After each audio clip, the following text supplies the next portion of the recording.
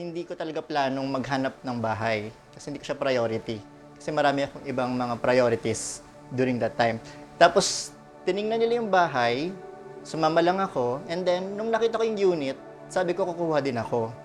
Fast forward, nagkaroon din kasi sila ng planning sa kasal. To make the long story short, medyo nagkaroon ng financial incapacity. Nabanggit ko kasi na gusto ko nga ng bahay. Kaya ang nangyari, sinalo ko yung responsibility na dapat sila yung kumuha. Ayun, kaya ako siya na-acquire. Nung nakita ko yung bahay, specifically gusto ko yung tahimik na neighborhood. Tapos, nakita ko yung structure ng bahay, maliwalas, tahimik, may peace of mind pag bumapasok, may security. Knowing na Ovialand kasi yung developer, so maganda yung mga gawa kasi ng Ovialand. Also, may 3 bedrooms, 2 toilet and bath. For me na that time, hindi pa naman kailangan ng malaking property and what. Wala pa naman akong family, so medyo okay na yung ganitong place for me, sa akin. Yan.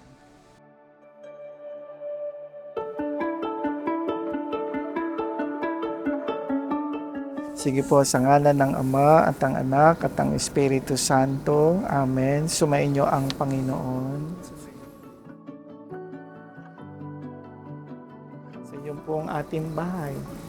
Binisikan po, hindi na ito basta bahay. Ano na ito? Tahanan. Ngayon, pagpasok ng ating Panginoon sa tahanan natin, na-upgrade, nagiging sagrado.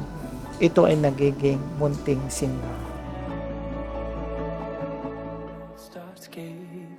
Thankful ako sa sister ko na si Love. Kasi for opening doors like this, like opportunity to have a house, a property. Kasi kung hindi naman dahil sa kanya, hindi ako malilipat dito. Hindi ko masasabi na meron akong property kung hindi dahil sa kanya.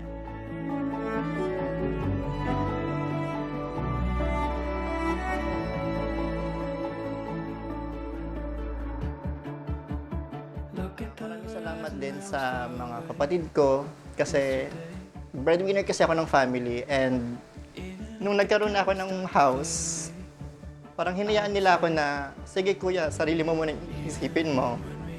Binibigyan nila ako ng chance lagi na sarili ko muna isipin ko, hindi na yung puro sila, yung sa family. So maraming salamat kina Honey, kina Jessa, sa mga kapatid ko for understanding. Thankful din ako kay Bebu kasi since day one, nung na-acquire yung bahay, tapos sa planning, sa paghanap ng furnitures, nagsusukat pa kami ng mga furnitures dito, kung ano yung plano. I mean, this wouldn't be a home without him.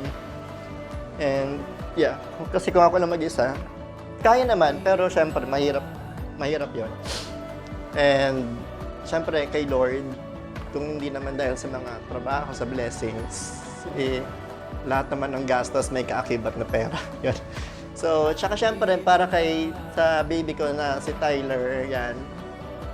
Yung mga baby ko, si Tyler, si Summer, si Tanner, yan. Meron na silang matatawag na bahay nila. And sila yung nagbibigay ng joy sa house na to.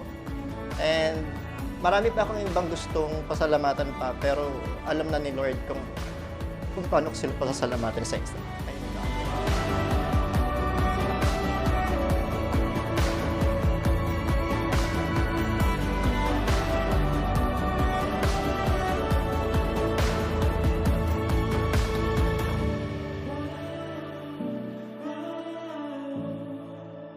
I'll be the light.